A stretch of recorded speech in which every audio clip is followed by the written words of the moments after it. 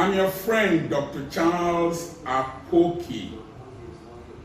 This is Word and Wisdom time. And we want to continue our discussion on staying power, on proclamation, on meditation. The last time I spoke with you was from our farm at the permanent site of Petra Institute. And we talked about Isaac sowing in the land. And I told you I was going to share from 2 Kings chapter 4, from verse 1 to verse 7. And the Bible says there, the wife of a man from the company of the prophets cried to Elisha, "Your servant, my husband, is dead, and you know that he revered the Lord. But now his creditor is coming to take my 2 sons as slaves." And Elisha replied to her, "How can I help you? Tell me, what do you have in your house?" The day I read it in the Amplified version of the Bible, my life changed. In that Bible it says, "What do you have in your house of sale value?" What do you have in your house of sale value? And the woman replied, "Your servant has nothing. Nothing there at all," she said, "except a little oil." Elisha said, "Go around and ask your neighbors for empty jars. Don't ask for just a few. Then go inside, shut the door behind you and your sons. Pour oil into all the jars, and as each is filled, put it to one side." I will, because of our time, the first thing you must learn is that you must detest what inconveniences you. You must detest poverty. You must detest mediocrity. You must detest failure. You must detest backwardness. When you live near a gutter for long, your nostrils get adjusted to the smell. If you live in the dark for so long, you get used to seeing in the dark, but you might not appropriately evaluate issues. One of the greatest things you will need in life is insight. There were 2 madmen eating near a gutter at Warri in Delta State.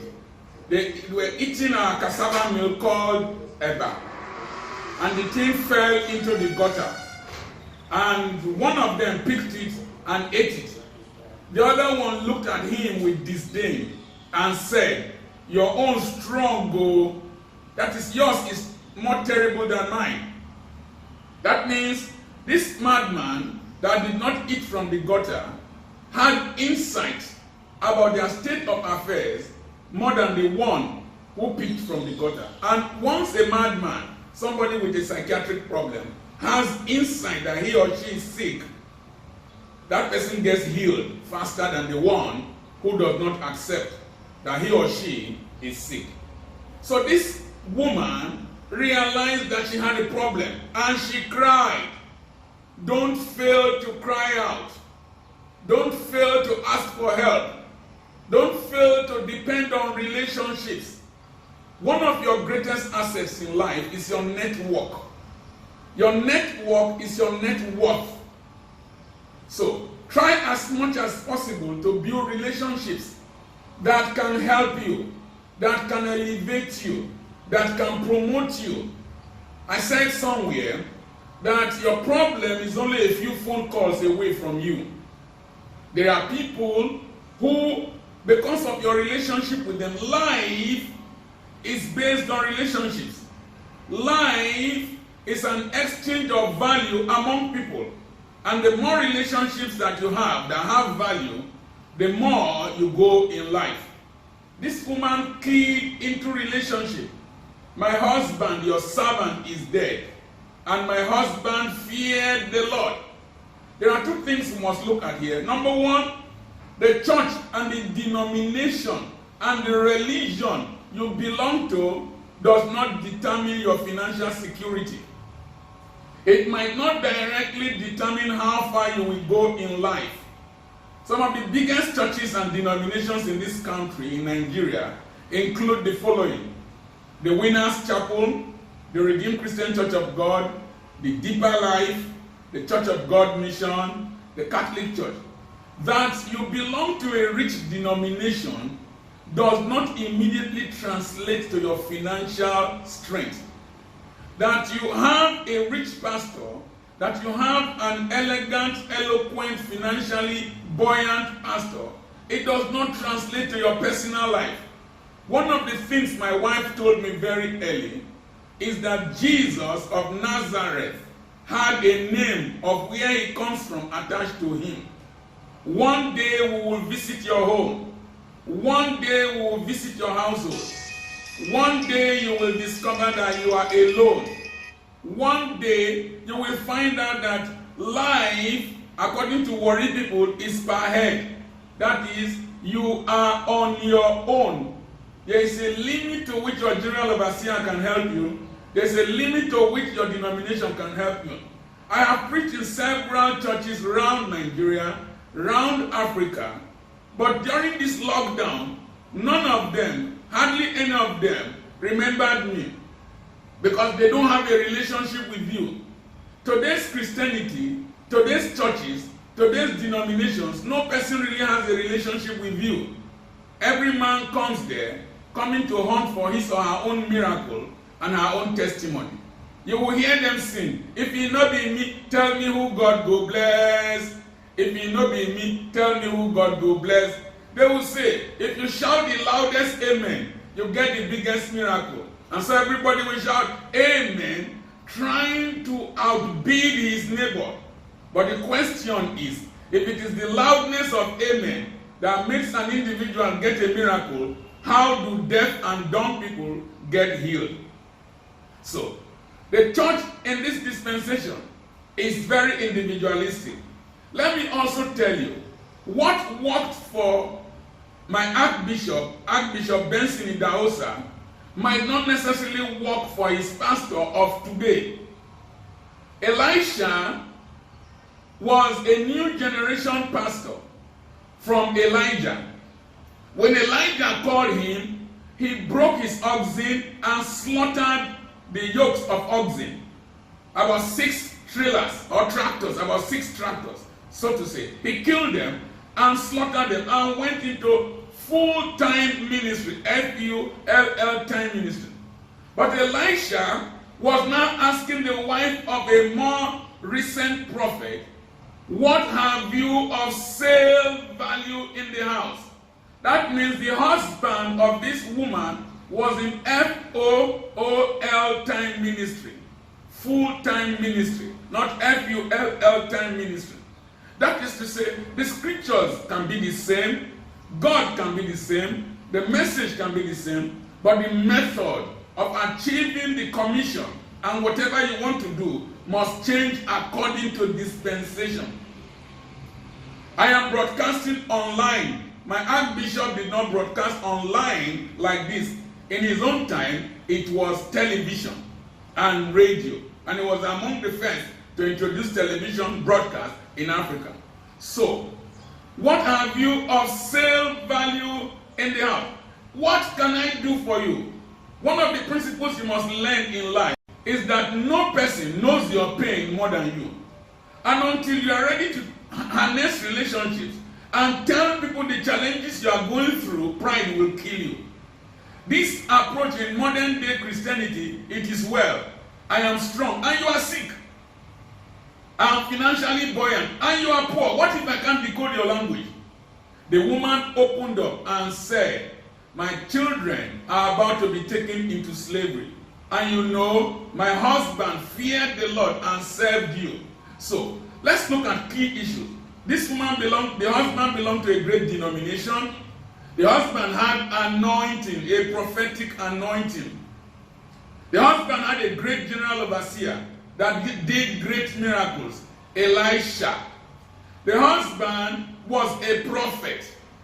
The husband believed in the scriptures, but the husband was sick and the husband died poor.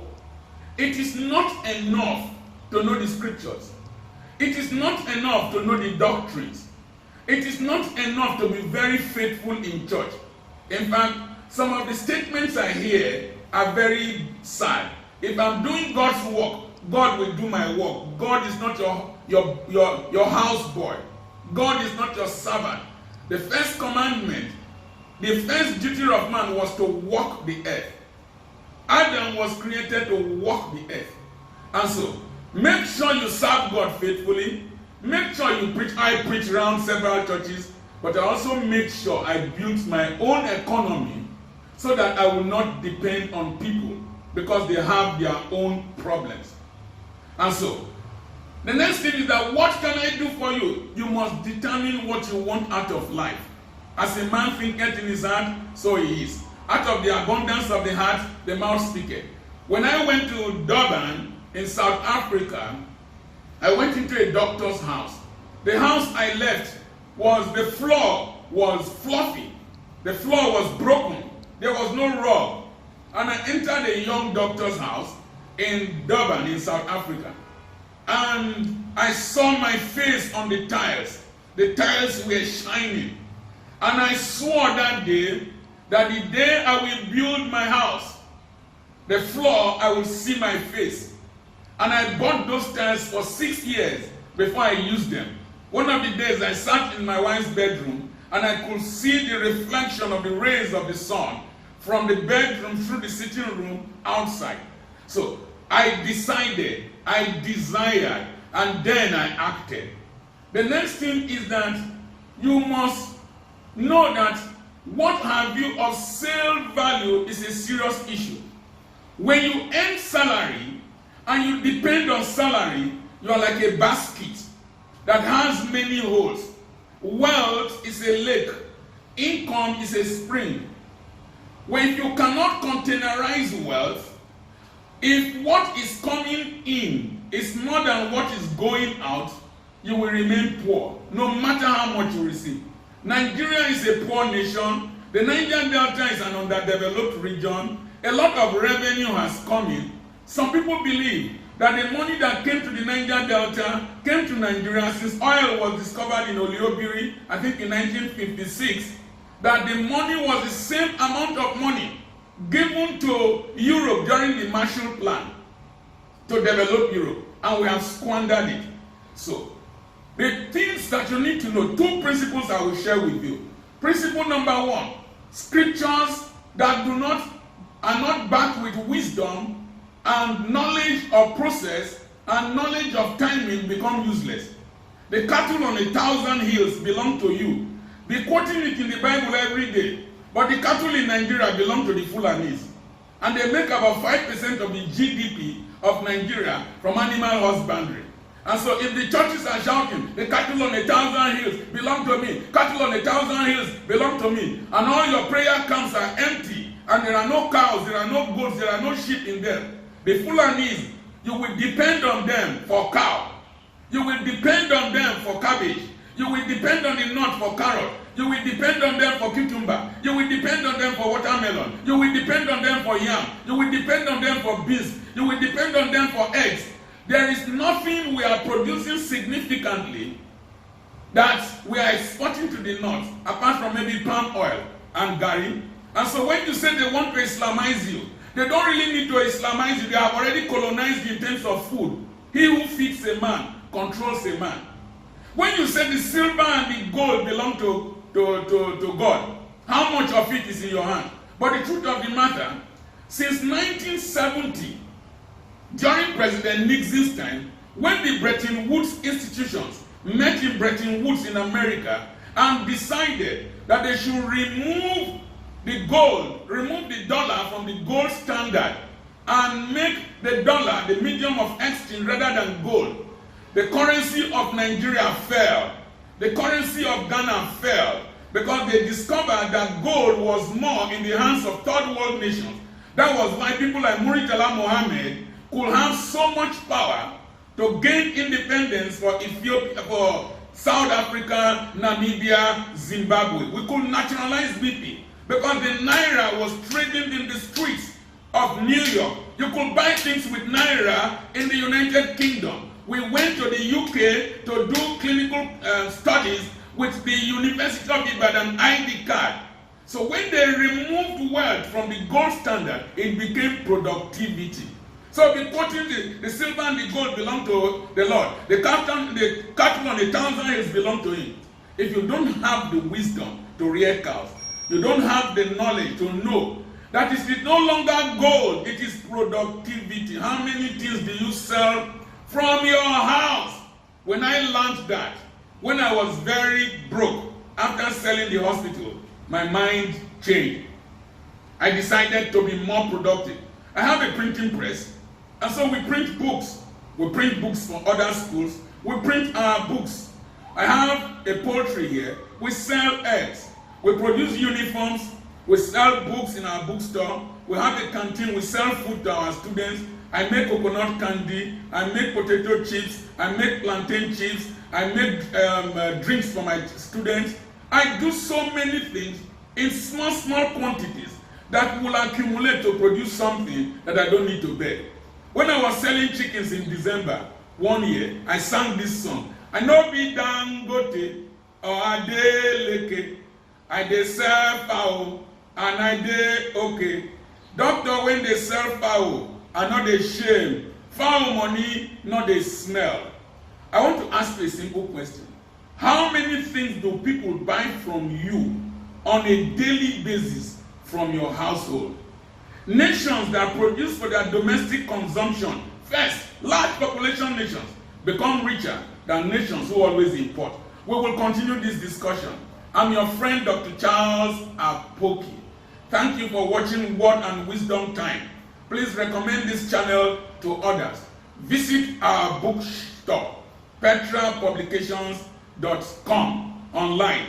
Order our messages, and then visit my blog, Dr. Apoki's blog, and then be our partner. Share this video to as many people as possible to help me change the mindset of the average black Christian, because we want to raise 1 million entrepreneurs in Africa and globally. God bless you.